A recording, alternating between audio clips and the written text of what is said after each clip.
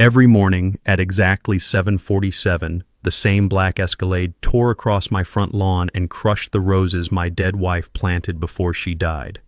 Dirt flying, sprinklers snapping, 8-inch tire ruts carved straight through her memorial garden, and every single time, the driver never even touched the brakes. I ran out once and screamed for her to stop. She rolled down the tinted window, smiled at me and said, "HOA access. You can't do a thing about it." Cheryl Blackstone, HOA Vice President, license plate, HOA, Parez. Police reports went nowhere. HOA meetings went nowhere. Lawyers took my money and gave me silence. 47 mornings in a row, the system protected her. So for the 48th morning, I stopped asking for help and started solving this like an engineer. What would you do if someone kept destroying your spouse's memorial? Drop your revenge fantasy below. Let me paint you the picture of what paradise looked like before it turned into a war zone. My name is Jake Brennan, and I'm a retired aerospace engineer who thought I'd found peace in Colorado Springs after 40 years of designing aircraft systems for Boeing. Sarah and I bought our corner lot in Meadowbrook Heights thinking we'd found our retirement sanctuary. 2 years of meticulous planning went into that memorial garden. Heirloom roses from her grandmother's farm in County Cork, Ireland, native Colorado wildflowers that bloomed in synchronized waves, and a hand-carved granite bench where I'd drink my morning coffee while watching hummingbirds visit her carefully positioned feeders. The smell of pine sap and mountain air filled our mornings like nature's own aromatherapy. I'd measure everything twice with my old Boeing tape measure, building garden borders with the same mathematical precision I'd used designing aircraft systems for 40 years. Sarah would laugh, saying I was engineering roses, but those worn leather gardening gloves still hanging in our garage proved she loved every calculated inch of my obsessive attention to detail. The texture of Colorado soil felt different under our hand to coax life from the high-altitude environment. We'd spend hours planning drainage systems, calculating sun exposure angles, and designing irrigation networks that would keep her memorial garden thriving through harsh mountain winters. Then cancer hit like a meteorite, destroying everything in its path. Sarah spent her final months sketching garden layouts with trembling hands, pressing flowers in her leather-bound journal, writing detailed notes about which varieties would bloom when and how they'd create a living calendar of color throughout the growing season. The garden should protect itself, she'd written in her careful teacher's handwriting, just like the mountains protect Colorado. I found that prophetic note after she passed, tucked between pressed petals from those precious Irish roses. 2 years later, I'm living alone in our retirement dream, keeping Sarah's garden alive through sheer stubborn engineering determination. Every morning followed the same sacred ritual: coffee on the porch at sunrise, checking the automated sprinkler system I'd designed like a NASA irrigation network, deadheading roses with surgical precision while talking to Sarah's memory about weather patterns and soil pH levels. The sound of my measuring tape clicking became the soundtrack of solitude, mixed with the gentle hum of water pumps and the satisfying crunch of mulch under my boots. This was healing therapy disguised as horticulture, mathematics applied to grief management. That's when Cheryl Blackstone entered my carefully ordered world like a natural disaster with a real estate license. Picture this woman, 52 years old, perfectly coiffed blonde hair that defied Colorado wind, always wearing expensive real estate blazers that cost more than my monthly pension check. Vice president of our homeowners association, and the kind of person who measured her daily success by counting how many neighbors she could intimidate before lunch. Her black Cadillac Escalade, vanity license plate, HOA, became my personal symbol of everything wrong with suburban power dynamics. Cheryl wasn't just a pushy neighbor. She was a strategic predator who'd figured out how to weaponize HOA regulations for pure profit. Her methodology was coldly efficient. Identify properties with commercial development potential, then make life systematically miserable for current owners until they sold cheap to her brother-in-law's development company. My corner lot represented prime real estate worth $200,000 more if converted from residential to commercial space. Monday morning, March 15th, 7:47 a.m. precisely. I'm watering Sarah's memorial roses, feeling that familiar mixture of sadness and peace that comes with tending her living legacy, when Cheryl's Escalade comes roaring around the corner at 35 miles per hour. Instead of following the clearly marked cul-de-sac route like every other civilized human being, she cut straight across my lawn with the entitlement of someone who'd never been told no in her entire privileged life. The sound hit me first. 6,000 pounds of luxury SUV compacting earth that Sarah and I had lovingly prepared with organic compost and carefully balanced nutrients. Then the visual assault. 8-inch tire ruts carving through the memorial garden like fresh scars across a painting, destroying $300 worth of irreplaceable plantings in 3 seconds to save this woman 90 seconds on her morning commute to make other people's lives miserable. I stood there holding Sarah's old copper watering can, watching diesel exhaust drift over crushed lavender and destroyed hopes, feeling something break inside my chest that had nothing to do with grief and everything to do with pure, calculated rage. The next morning, I channeled my aerospace engineering background into defensive strategy. I placed decorative river stones around the garden border, nothing fancy, just smooth granite rocks about the size of golf balls, arranged in a geometrically perfect pattern that would make any mathematician proud. Each stone was positioned with surveyor-level precision, creating visual barriers that would remind any reasonable person that actual human beings lived here and cared about this space. I should have known that reasonable person didn't describe Cheryl Blackstone. Tuesday, 7:47 a.m., like atomic clockwork. Cheryl's Escalade comes screaming around that corner with the mechanical fury of someone who viewed my defensive measures as a personal insult to her authority. Instead of avoiding my new stone border, she deliberately swerved to crush every single rock with the methodical precision of a demolition expert conducting quality control testing. I watched through my kitchen window as she targeted each stone individually, her luxury SUV's tires grinding granite into powder while widening the damage zone by 3 feet in each direction. The sound of crushing rock mixed with revving engine noise created a symphony of suburban warfare that echoed off our peaceful mountain backdrop. But that wasn't the worst part of her morning terrorism campaign. After systematically flattening my border stones like they were annoying speed bumps, she revved her engine to maximum RPM and deliberately destroyed Sarah's prized heirloom roses, the ones her grandmother had carried from County Cork in 1943 during the worst poverty Ireland had ever experienced. These weren't just flowers, they were living genetic treasures, botanical survivors that had endured the Irish potato famine, 2 world wars, immigration to America, and decades of careful cultivation by three generations of strong women. Each bloom carried DNA that couldn't be replicated, stories that couldn't be replaced, memories that couldn't be purchased from any garden center catalog. Gone. Mulched under Cheryl's tires like they were common weeds instead of irreplaceable family heirlooms worth more than her monthly car payment. The financial calculation hit like a precision-guided missile.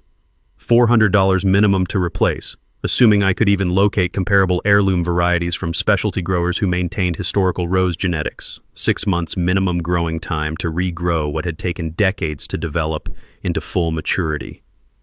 But the emotional devastation cut deeper than any spreadsheet could quantify when I found Sarah's garden journal that evening, open to a page where she'd pressed petals from those exact roses with museum-quality care. County Cork survivors, she'd written in her careful teacher's handwriting, using the fountain pen her students had given her for retirement.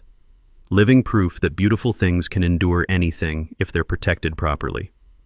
Not anything, apparently. Not Cheryl Blackstone's morning temper tantrum disguised as transportation convenience. Time for engineering countermeasures. I installed an $800 professional security camera system with motion detection capabilities, GPS coordinate tracking, and military-grade timestamp documentation. My aerospace background proved invaluable. I positioned those cameras like a satellite surveillance network, covering every possible angle with overlapping fields of view that would make NASA proud. Each violation would be documented with courtroom-quality evidence, measured with scientific precision, and filed in both digital and hard copy formats for future legal action. The whir of camera motors tracking movement became my new morning soundtrack, along with the satisfying electronic beat my computer spreadsheet recording damage costs with mathematical accuracy. Trespassing incident number 1, $300 in heirloom plantings destroyed. Incident number 2, $400 in irreplaceable roses eliminated. The escalation pattern was becoming predictable, and predictable patterns could be mathematically modeled and strategically countered. But Cheryl discovered my surveillance network faster than I'd calculated in my threat assessment planning. Thursday morning, she storms up to my front door with the confident aggression of a federal prosecutor approaching a hostile witness. Turns out she'd noticed the cameras during her Wednesday morning violation routine and had prepared a legal counterattack worthy of someone married to the HOA's general counsel. "Those cameras better disappear within 24 hours, she announced with courtroom authority, waving a manila folder full of official-looking documents that appeared legitimate to casual inspection. "I have emergency access rights through this property. Fire Department easement, Section 12B of the Municipal Emergency Services Code. You're obstructing emergency services, which constitutes a federal crime." She produced paperwork that looked professionally prepared, official county letterhead, embossed seals, legal terminology designed to intimidate homeowners who lacked legal training. Emergency vehicle access, she claimed with prosecutorial confidence, required completely unrestricted passage through my corner lot for fire trucks, ambulances, and police vehicles. Any barriers whatsoever, including security cameras, constituted willful obstruction of emergency services, punishable by substantial federal fines and potential criminal prosecution. "Document everything," I told her calmly, remembering Sarah's advice during her cancer treatment when dealing with insurance companies and medical bureaucrats. My dead wife taught me that paper trails protect innocent people from institutional bullying. Cheryl's perfectly applied makeup couldn't hide the momentary flash of genuine anger in her cold eyes at my refusal to be intimidated by her legal theater performance. 3 days later, Cheryl escalated to full legal warfare. The certified letter arrived with all the bureaucratic flourishes designed to intimidate ordinary citizens: official HOA letterhead, sequential case numbers, multiple official stamps, and citations of made-up aesthetic guidelines requiring pre-approval for all security installations exceeding standard residential norms. $200 per day in accumulated fines until the cameras disappeared completely. The documentation looked professionally prepared because Brad Blackstone, Cheryl's husband, and our HOA's legal counsel had crafted every intimidating word with law school precision. This wasn't random harassment. This was systematic legal intimidation designed to bankrupt anyone who dared challenge Cheryl's authority through financial attrition rather than actual legal merit. I dealt with government bureaucracy during my 40-year Boeing career, navigating FAA regulations and military contract requirements that could ground entire aircraft programs, paperwork technicalities. But HOA politics operated on a completely different level of creative corruption that made federal agencies look transparent and accountable by comparison. The board rubber-stamped Cheryl's complaint without discussion, debate, site inspection, or even basic fact-checking. $6,000 in accumulated penalties unless I voluntarily removed the only protection my property possessed against ongoing vehicular assault. They'd engineered a perfect legal catch-22. Document the violations to build a criminal case, or accept financial ruin by removing the documentation system. Classic authoritarian strategy: make resistance more expensive than compliance. But Cheryl had fundamentally underestimated my technical background and stubborn engineering persistence. 40 years of aerospace work teaches you to read complex technical documents with microscopic attention to detail and obsessive fact-checking protocols. When you're designing aircraft systems, one misplaced decimal point can kill hundreds of people, so you verify absolutely everything twice through independent sources. I spent the entire weekend in our community center basement, surrounded by the musty smell of deteriorating paperwork and fluorescent lighting that hummed like dying insects, researching our HOA charter with the same methodical intensity I'd used analyzing flight safety manuals for potential catastrophic failure modes. The original HOA filing from 1987 contained absolutely no camera restrictions, no aesthetic guidelines beyond basic architectural consistency, and arbitrary daily financial penalties without proper legal procedures and resident notification requirements. What I discovered instead were 23 separate illegal amendments added between 2015 and 2023, all signed by the exact same legal counsel, all systematically failing to meet Colorado HOA law requirements for mandatory resident approval through proper voting procedures.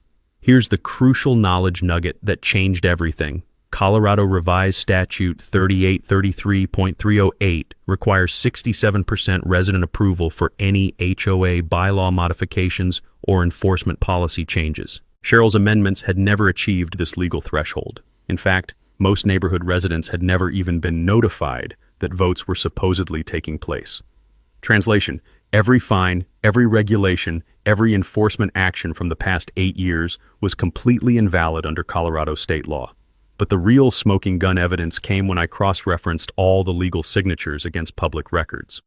Brad Blackstone, Cheryl's husband, an obvious co-conspirator, was the attorney who'd personally written all 20 things while serving as our HOA's supposedly neutral legal counsel.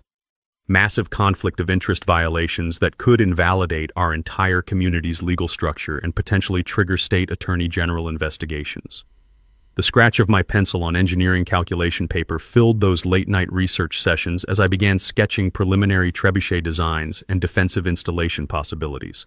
Colorado's Make My Day law kept surfacing in my legal research like a mathematical constant. Property owners possessed broad authority to use reasonable force protecting their land from ongoing vehicular threats. Reasonable force. Those two words stuck in my analytical mind like an elegant equation begging to be solved through practical engineering application. Tuesday morning brought Cheryl's next predictable escalation. She confronted me during my sacred coffee ritual with the clicking aggression of expensive heels on concrete like a countdown timer measuring approaches to inevitable conflict.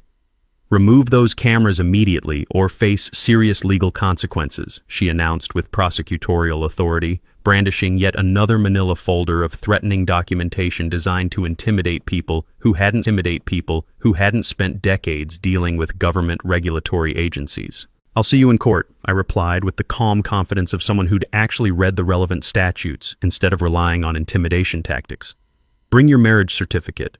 Explaining conflict of interest should prove interesting to State Bar Association investigators." Her perfectly composed expression cracked for exactly 2.3 seconds before professional mask reasserted itself. She'd assumed she was dealing with another frightened homeowner, not someone with technical skills necessary to audit legal documents and persistent enough to actually follow through on threats. "You have 48 hours, she snapped, then stormed back toward her Escalade with the frustrated energy of someone whose bluff had been called by superior preparation. I watched her drive away, noting the nervous acceleration pattern that suggested I'd struck a significant psychological blow against her confidence in this intimidation campaign. That evening, I opened Sarah's garden journal to the page containing her sketched defensive garden borders. Cheryl's nuclear option arrived 2 weeks later disguised as community service. I was enjoying my sacred morning coffee ritual when a military convoy of commercial lawn equipment rumbled up my street like mechanized infantry preparing for suburban conquest. Bulldozers, industrial wood chippers, commercial-grade mowers, and a massive dump truck, all bearing the professionally painted logo of Blackstone Property Management Company. Her husband's business, naturally. The conflict of interest web kept expanding like a perfectly engineered conspiracy. "Emergency dangerous vegetation removal," Cheryl announced from her air-conditioned Escalade command center, waving official-looking paperwork through her tinted window like a general ordering artillery bombardment. "HOA emergency authority for immediate community safety improvement measures. Your memorial garden violates multiple fire safety codes and insurance liability requirements." Complete legal fiction delivered with the confident authority of someone who'd never been challenged by anyone with actual knowledge of municipal fire safety regulations. I watched in helpless, calculating rage as a massive bulldozer carved through Sarah's 15-year-old Japanese maple, the anniversary tree we'd planted to celebrate surviving cancer treatments together, the majestic centerpiece that shaded our morning coffee conversations and provided sanctuary for 3 generations of nesting birds. The operator treated this living monument like an annoying obstacle, uprooting decades of growth in 30 seconds of mechanical violence. But the real emotional devastation came when heavy machinery cracked Sarah's memorial stone, hand-carved Colorado granite featuring her favorite philosophical quote, "Love grows best in little gardens, surrounded by strong protective walls." The bulldozer's steel blade caught it wrong during soil grading operations, splitting the precious stone down the middle like a broken heart carved in mountain rock. Everything Sarah had dreamed about, everything we'd built together through 23 years of marriage, systematically obliterated under the false pretense of community beautification by people who measured beauty purely in terms of property values and development potential. The industrial growl of diesel engines mixed with the sharp crack of splitting wood, the nauseating crunch of memorial flowers being processed into organic mulch, and the soul-crushing sound of my wife's legacy disappearing under bureaucratic justification for pure vandalism. Total damage assessment, impossible to calculate in mere dollars. the emotional anchor connecting me to my deceased wife's memory, systematically destroyed by people who viewed love as a fire hazard requiring immediate remediation. I called Colorado Springs Police Department immediately. Officer Martinez arrived within 20 minutes, surveying the organized destruction with the professional sympathy of someone who'd witnessed too much petty cruelty disguised as legal authority throughout his law enforcement career. "I completely understand your frustration, Mr. Brennan," he said with genuine empathy, official notepad ready for incident documentation. "But HOA authorization significantly complicates any potential criminal charges here. Property destruction requires proving malicious intent to damage, and she's presenting paperwork claiming legitimate community improvement activities." However, Officer Martinez mentioned something legally significant during his official report that would fundamentally change my strategic thinking. Colorado's property defense laws, he explained with careful professional neutrality, were considerably broader than most citizens realized or most criminals expected. Colorado Revised Statute 18-1-704.5 specifically allowed reasonable defensive force to protect private property from ongoing vehicular threats, including repeat trespassing by the same individuals using motor vehicles as weapons of intimidation. "Sometimes Colorado law protects property owners much more comprehensively than people think," he said quietly while handing me his professional contact card. "Might be worth consulting a qualified attorney about legal defensive installations and property protection rights." Those words would prove prophetic within 72 hours. That evening, I transformed my grief into precision engineering fury. The familiar smell of sawdust and machine oil began filling my garage workspace as I channeled devastating emotional energy into mathematical calculations for mid-equipment design principles. Sarah's garden journal lay open beside my engineering workbench like a spiritual blueprint, her pressed flowers serving as silent witnesses to my tactical planning sessions. Trebuchet physics became my obsessive focus. Kinetic energy equals mass times velocity squared.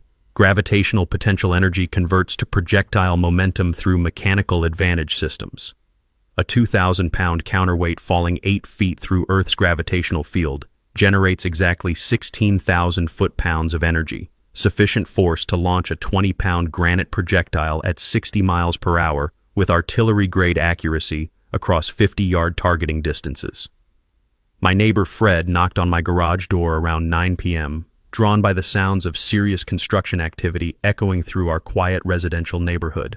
"Jake, that definitely looks like medieval siege equipment under construction," he observed, with the practical appreciation of someone who'd spent 40 years operating precision machinery for automotive manufacturing. "It's kinetic sculpture," I replied without looking up from trajectory calculation spreadsheets. "Artistic expression of defensive gardening concepts combined with historical military engineering appreciation." Fred grinned with conspiratorial understanding and immediately rolled up his sleeves. "Need professional help with the precision metalwork and mechanical engineering components?" That moment marked when I realized our entire community was quietly rallying behind my cause like neighbors supporting resistance against occupation forces. My attorney consultation with Jennifer Walsh completely revolutionized the strategic landscape. She specialized in Colorado property law with the kind of sharp legal intellect that could dissect HOA nonsense like a precision scalpel cutting through bureaucratic tissue paper. When I presented Officer Martinez's suggestion about defensive installations, her experienced eyes illuminated with the excitement of someone who'd discovered buried legal treasure. "Colorado's Make My Day law extends far beyond simple home invasion scenarios," she explained with growing enthusiasm, spreading comprehensive legal documentation across her polished conference table. Section 18-1704.5 specifically includes curtilage protection. That's the immediate property surrounding your dwelling, including lawns, gardens, driveways, and any structures within your property boundaries. The legal revelation struck my engineering mind like a mathematical proof suddenly clicking into perfect logical alignment. Property owners possessed broad authority to deploy reasonable defensive force against vehicles repeatedly threatening property damage through systematic trespassing violations. Jennifer cited multiple precedent cases where Colorado homeowners had successfully defended against both criminal prosecution and civil liability for damaging trespassing vehicles during property protection activities. The key legal standard was proportionality. Defensive response must match the severity and persistence of the ongoing threat. "Reasonable defensive force," she emphasized while tapping the relevant statute with her expensive pen. 20-pound granite projectile versus 6,000-pound luxury SUV definitely qualifies as proportionate response under established Colorado legal precedent and judicial interpretation. But the real strategic power shift emerged from Officer Martinez's off-the-record intelligence sharing during his follow-up property inspection visit. He revealed information that made my analytical engineering mind buzz with tactical possibilities I hadn't previously considered.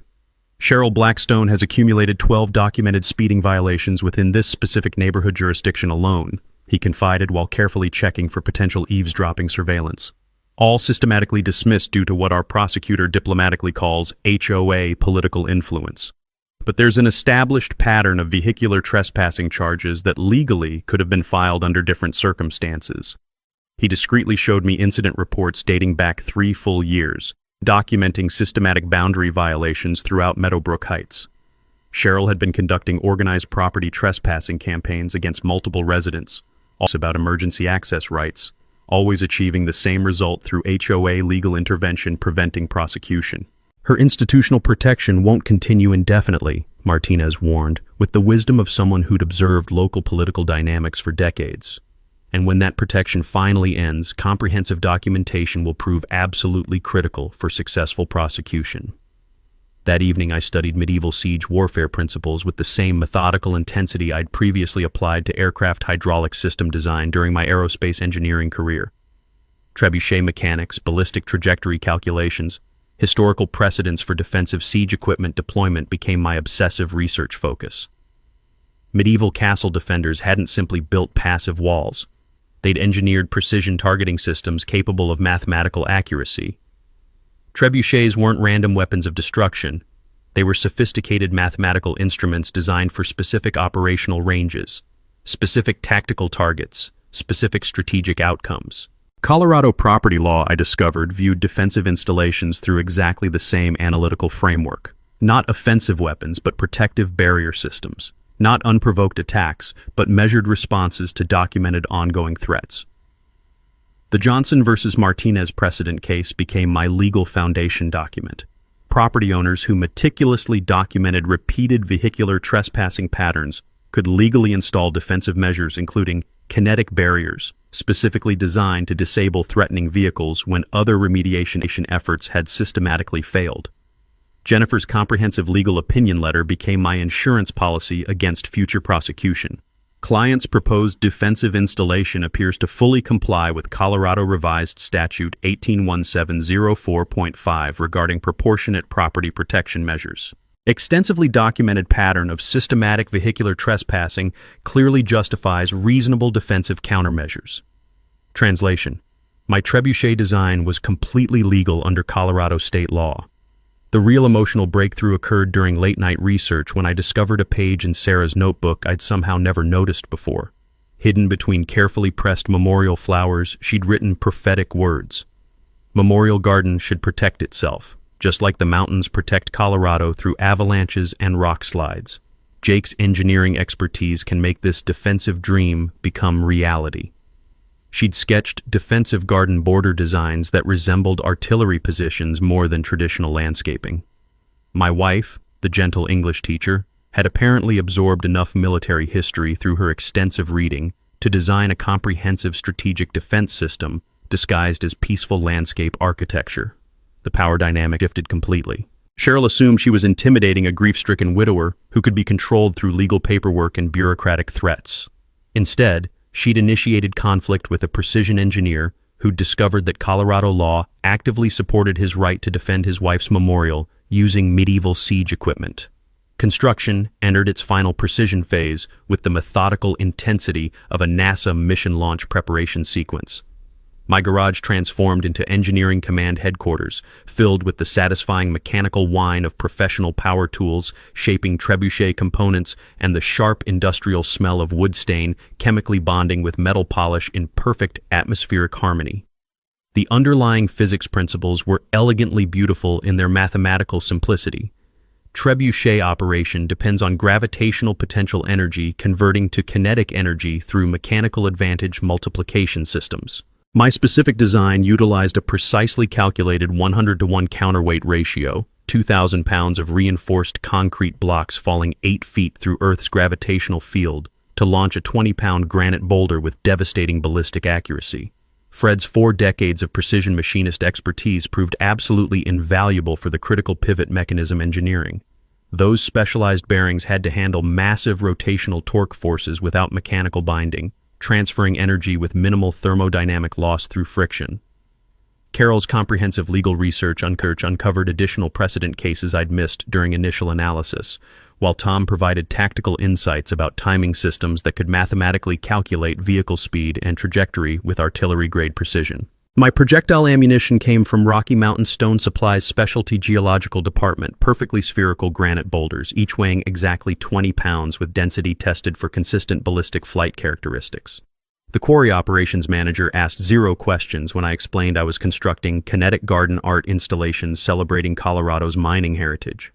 Testing phase commenced with comprehensive watermelon practice runs during carefully scheduled late-night sessions to avoid neighborhood disturbance.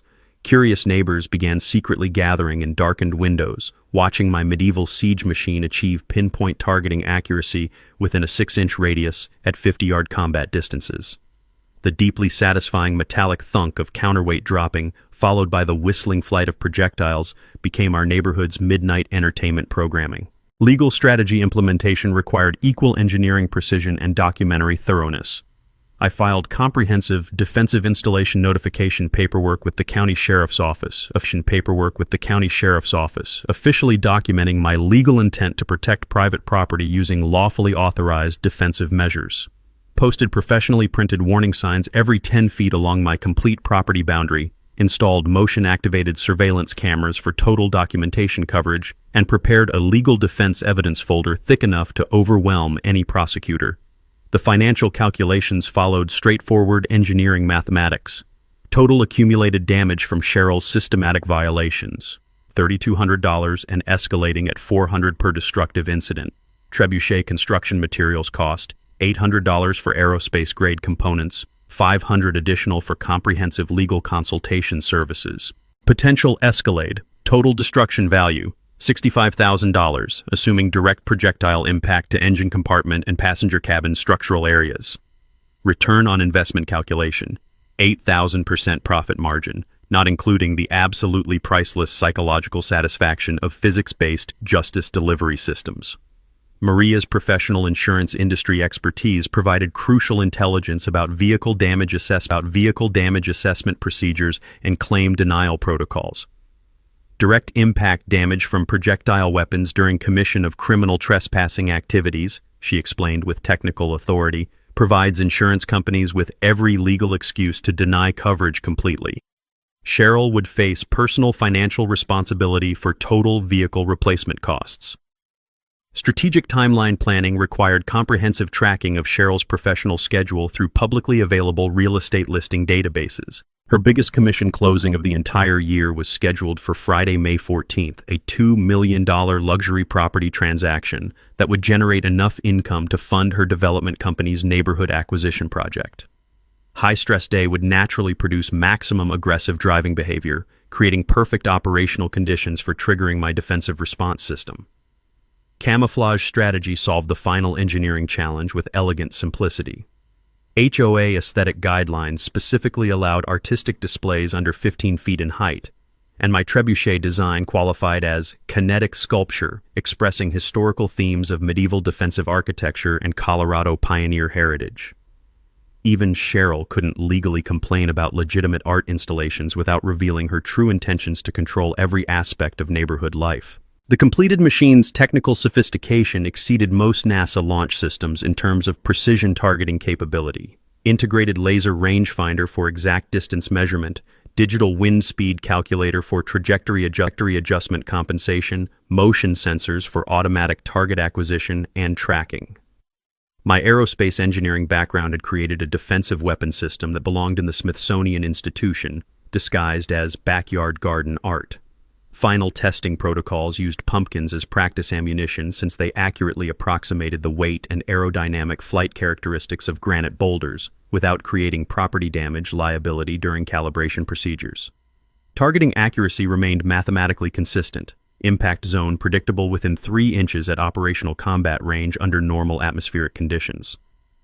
Sarah's memorial garden site watched over my final preparation activities like a spiritual blessing from beyond. Her cracked memorial stone caught morning sunlight through the damaged surface, those struggling Irish roses attempting to regrow from Cheryl's systematic destruction.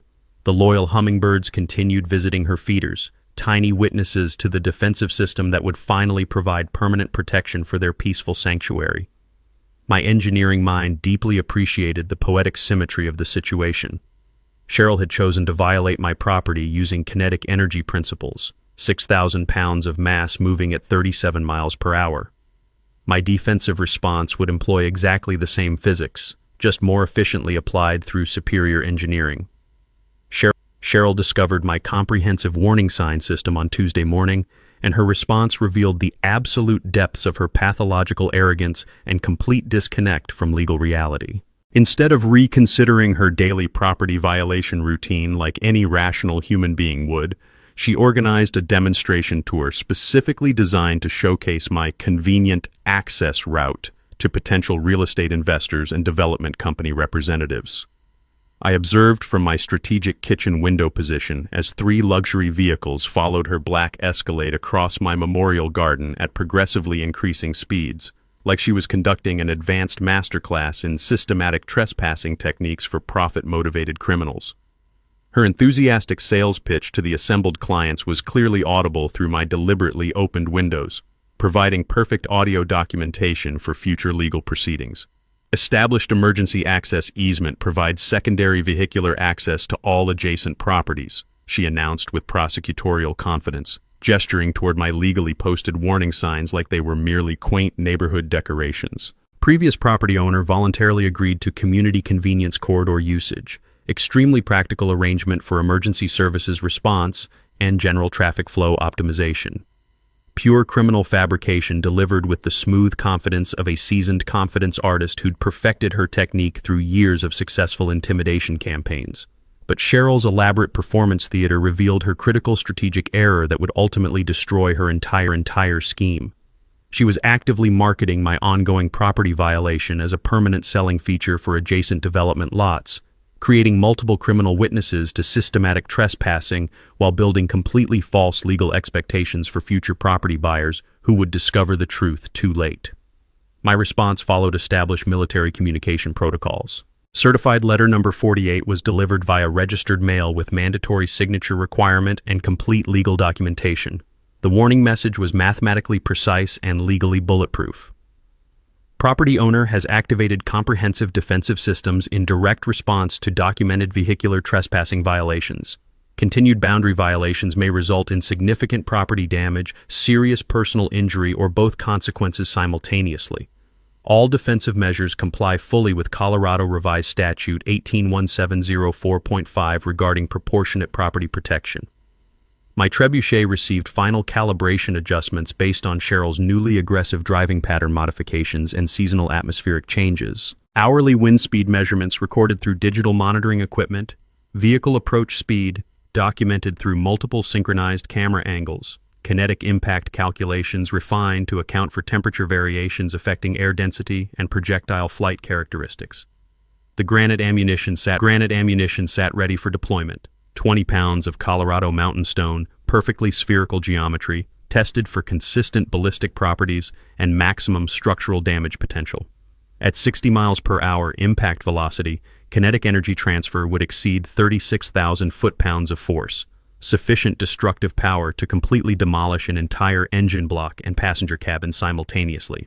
But Cheryl's escalation campaign revealed a deeper conspiracy when I conducted comprehensive background research on the property tour participants. All 3 potential buyers represented her brother-in-law's development company through various shell corporation arrangements, and their supposed interest focused entirely on demolition cost estimates for existing residential structures rather than actual property purchase intentions. They weren't legitimate home buyers. They were advanced scouts for a comprehensive neighborhood conversion project with Cheryl serving as the primary acquisition specialist and intimidation coordinator. My corner lot represented the strategic keystone property, control my land, control the entire development plan and future profit margins. Friday's $2 million real estate commission suddenly achieved perfect strategic sense within this larger financial conspiracy. Cheryl desperately needed that substantial commission payment to finance the development project's initial phases, and my property represented the final missing piece of her family's expanding real estate empire puzzle. Community pressure escalated dramatically as neighbors finally realized the comprehensive scope of Cheryl's systematic acquisition scheme. Carol organized additional secret resident meetings in her basement conference area, reviewing extensive HOA documentation that revealed organized property acquisition campaigns specifically targeting elderly residents and recent widowers throughout our community. She's been methodically planning this neighborhood takeover for at least 5 years, Carol explained with growing anger, surrounded by cardboard boxes filled with incriminating legal documents. 23 separate properties sold significantly below fair market value after sustained HOA harassment campaigns. You're simply the latest target in her systematic intimidation program. The psychological pressure intensified as Cheryl began driving across my memorial garden multiple times daily, deliberately daring me to activate defensive countermeasures while building her fraudulent narrative about established access rights. Each destructive pass eliminated more memorial plantings while strengthening her false documentation for future legal proceedings. My motion sensor network tracked her behavioral pattern with scientific precision. 7 a.m. initial violation during morning commute, noon lunch hour intimidation demonstration, 5 p.m. evening rush hour performance for neighborhood witnesses. Like a laboratory test subject trained to press reward buttons, except her psychological reward was complete dominance over a grieving widower's emotional vulnerability. Technical preparation achieved NASA-level operational sophistication. My targeting system could calculate Cheryl's approach speed, vehicle trajectory, and optimal projectile intercept coordinates with artillery-grade mathematical precision. The trebuchet's release mechanism waited for my activation signal like a coiled mechanical spring loaded with 2 full years of suppressed grief and steadily building rage. Cheryl's ultimate gambit materialized Thursday evening in the form of an emergency HOA meeting notice that revealed the full scope of her authoritarian ambitions. Critical Community Safety Hazard Assessment, the official agenda declared with bureaucratic pomposity, featuring my property listed as the primary discussion item requiring immediate board action. Her comprehensive strategy was transparently obvious. Declare my trebuchet a public nuisance threatening neighborhood safety, force its complete removal through HOA regulatory authority, then celebrate her victory with the biggest real estate commission of her entire career. The meeting was strategically scheduled for Friday at exactly 4 p.m., precisely 30 minutes before her crucial $2 million closing appointment across town. She'd planned to publicly humiliate me in front of the entire community, then speed across my memorial garden one final triumphant time while rushing to collect her massive commission check and seal her development company's financial future. Psychological warfare, executed at its most coldly calculated level of strategic manipulation. But Cheryl had fundamentally underestimated the sophisticated community intelligence network that Carol's basement research meetings had methodically created over the past month. By Thursday evening, I possessed complete knowledge of every detail in her elaborate scheme, including confidential architectural plans for converting my corner lot into a commercial parking structure designed to serve the development company's strip mall construction project. Sarah's memorial garden was literally scheduled for transformation into a striped asphalt rectangle featuring numbered parking spaces and concrete wheel stops. My final preparation phase entered military-grade operational readiness with systematic precision that would impress Pentagon logistics coordinators. The trebuchet received comprehensive lubrication maintenance on every moving mechanical component. Granite ammunition was positioned for instantaneous loading procedures, and my targeting calculations were verified against Friday's detailed weather forecast and atmospheric condition predictions. Meteorological analysis. Wind speed 5 miles per hour from southwestern direction. Air temperature 68 degrees Fahrenheit. Atmospheric pressure stable at optimal levels. Absolutely perfect environmental conditions for precision delivery of kinetic justice through superior engineering application. Community mobilization efforts surprised everyone involved, including my own expectations about neighborhood solidarity during crisis situations. Fred organized our local veterans as official witnesses with military documentation protocols. Carol prepared comprehensive legal evidence packages proving HOA authority limitations regarding artistic installations and property rights. Tom established live stream broadcasting equipment for real-time social media coverage and permanent documentation. Even Maria strategically positioned herself for professional insurance claim photography services. Purely coincidental timing, she claimed, with obvious conspiratorial satisfaction. Friday morning delivered Cheryl's most aggressively destructive violation in our entire two-year conflict history. At precisely 7:47 a.m., she roared across my memorial garden at 42 miles per hour, generating massive clouds of Sarah's disturbed soil while simultaneously laying on her horn like a mechanical war cry designed to announce her complete dominance over my emotional vulnerability. But this morning's assault included coordinated backup support. 3 HOA board members followed in separate vehicles, systematically documenting my supposed failure to maintain acceptable community standards, while deliberately trampling the last surviving Irish roses into the earth with their tires like an organized military unit destroying enemy supplies. I stood motionless on my porch drinking coffee with mathematical calm, watching the systematic destruction of everything Sarah had loved and planned during her final months, feeling the solid weight of granite ammunition in my pocket like a promise of justice waiting to be fulfilled through physics and Colorado law. The trebuchet waited silently in my backyard like a sleeping giant, its massive counterweight poised with gravitational potential energy incarnate. At 3:30 p.m. sharp, the emergency HOA meeting convened in our community center with all the ceremony of a military tribunal. Cheryl presented her case with courtroom precision and prosecutorial authority. My trebuchet constituted a dangerous weapon threatening public safety, violated established community aesthetic standards, and endangered property values through medieval intimidation tactics designed to terrorize law-abiding residents. Mr. Brennan's obvious grief has clearly affected his rational judgment, she announced to the assembled residents, with false sympathy masking pure calculation. This so-called art installation represents nothing more than a weapon of mass destruction disguised as garden decor, threatening every family in our peaceful community. And board members nodded in rehearsed synchronization until Carol stood up with her comprehensive research folder and legal documentation. Motion to dismiss all proceedings, she declared with courtroom authority. Colorado Revised Statute 3833.308 requires 67% resident approval for any new regulatory restrictions. This meeting lacks proper legal notification, established quorum requirements, and fundamental legal authority to impose new restrictions. Her meticulous legal research had uncovered the nuclear option that would destroy Cheryl's entire power structure. Every single HOA action from the past 8 years was completely invalid due to systematically improper procedures and unauthorized regulatory overreach.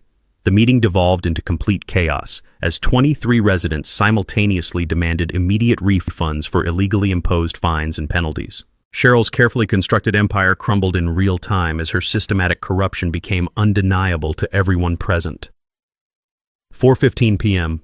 Cheryl stormed out of the meeting screaming threats about lawsuits and property rights while obsessively checking her expensive watch.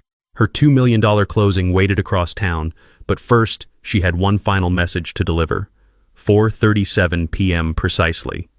Cheryl's black Escalade accelerated toward my corner lot with the mechanical fury of someone whose entire criminal empire had just collapsed in public humiliation, engine roaring with 2 years of accumulated arrogance and desperate rage over her complete HOA meeting defeat.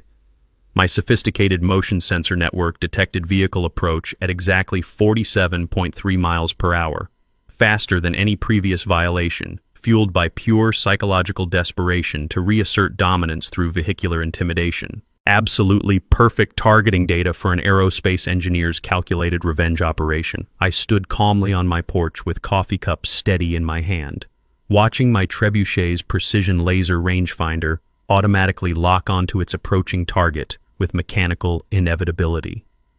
The magnificent machine had been waiting for this exact moment with patient mechanical precision, massive counterweight suspended in gravitational potential, throwing arm cocked at optimal angle, granite ammunition loaded and ready for physics-mandated delivery of medieval justice.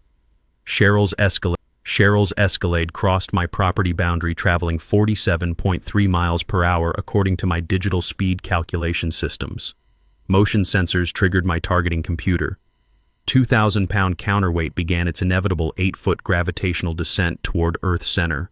Pure physics assumed complete control from that moment forward. The counterweight fell with mathematical certainty, transferring exactly 16,000 foot-pounds of gravitational energy through precision-engineered mechanical advantage systems. My throwing arm snapped forward like medieval lightning concentrated into mechanical form, launching 20 pounds of Colorado granite in a perfect parabolic trajectory toward mathematical destiny and poetic justice.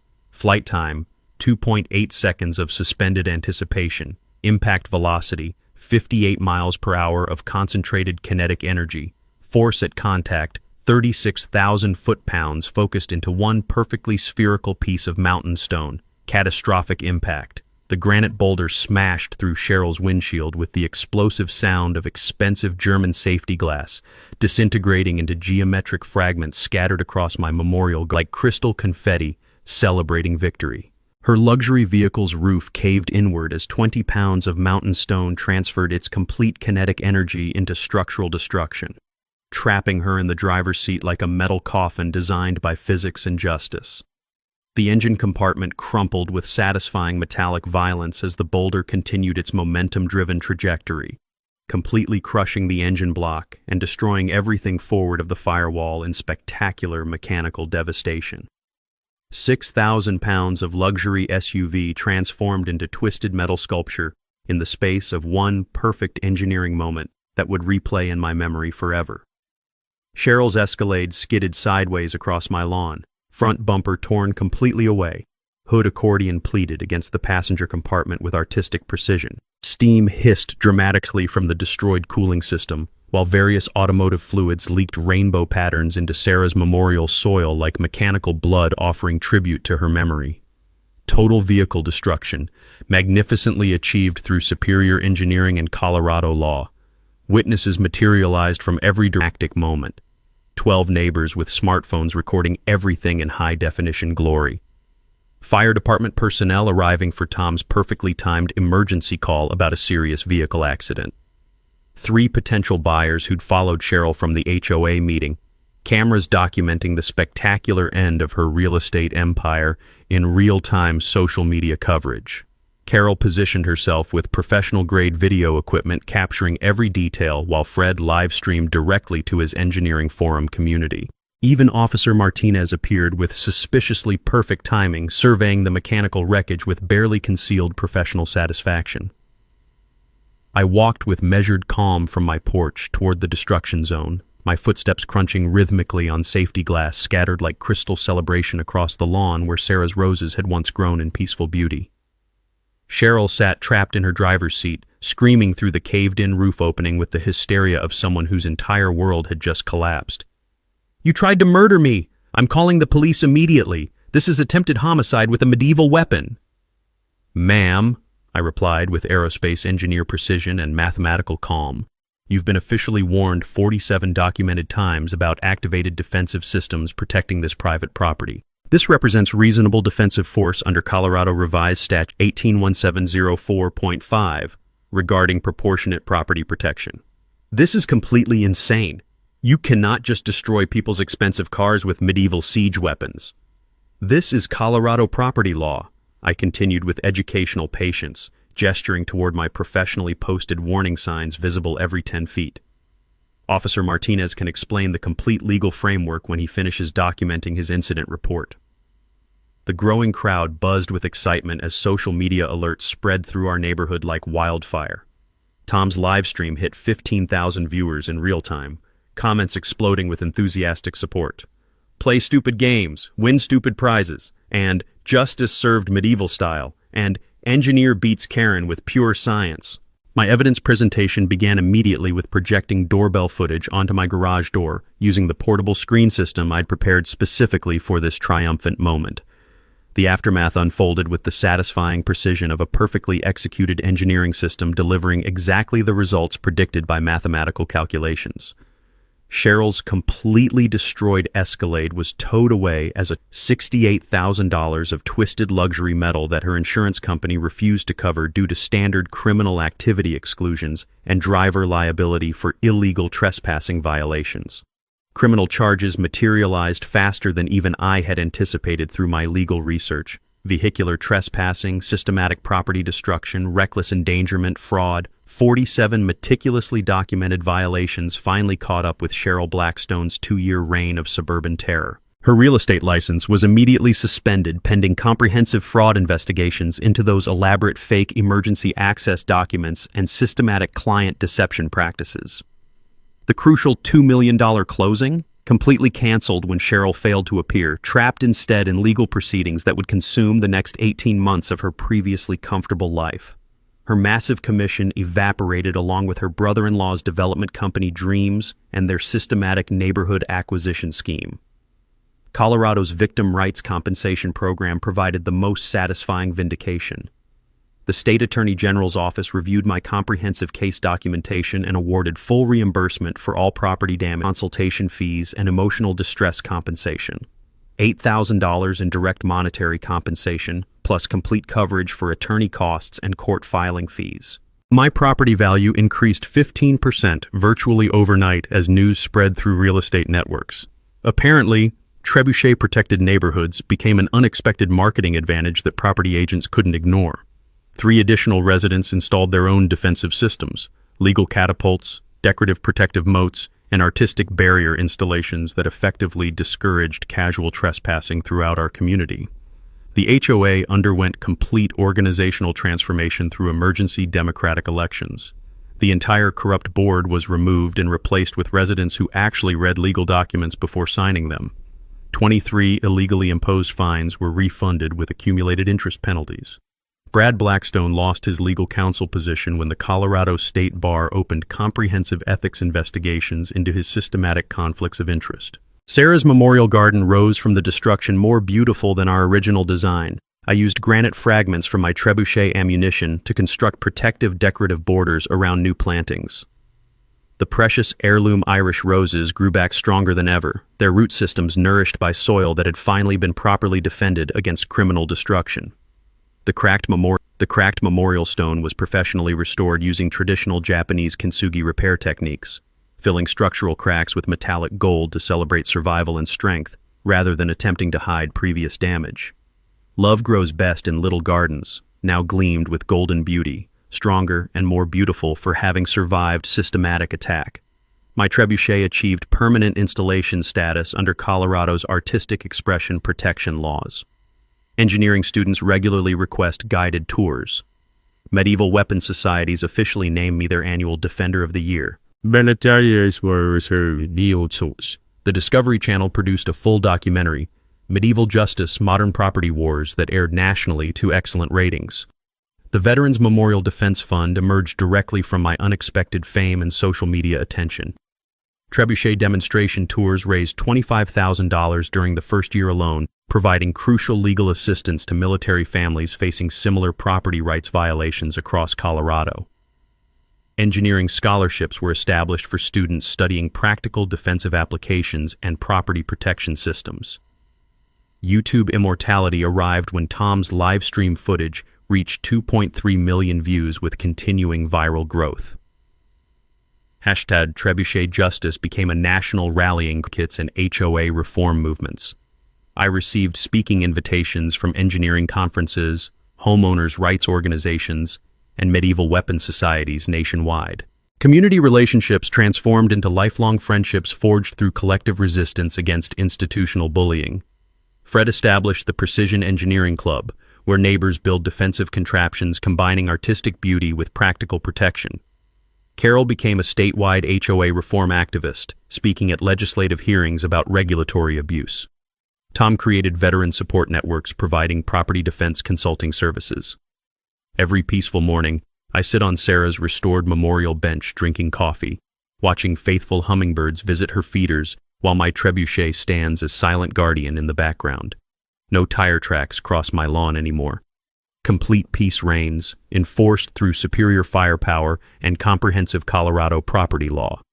The Rocky Mountains still protect Colorado from external threats, and my medieval siege weapon protects Sarah's memory from neighborhood criminals. Have you dealt with an HOA nightmare story that makes Cheryl look reasonable by comparison?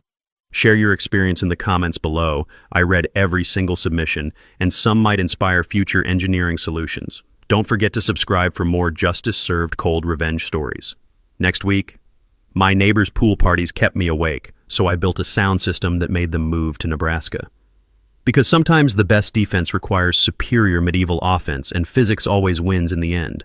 Thanks for hanging out with us on HOA Stories, where the HOA Karens meet their match.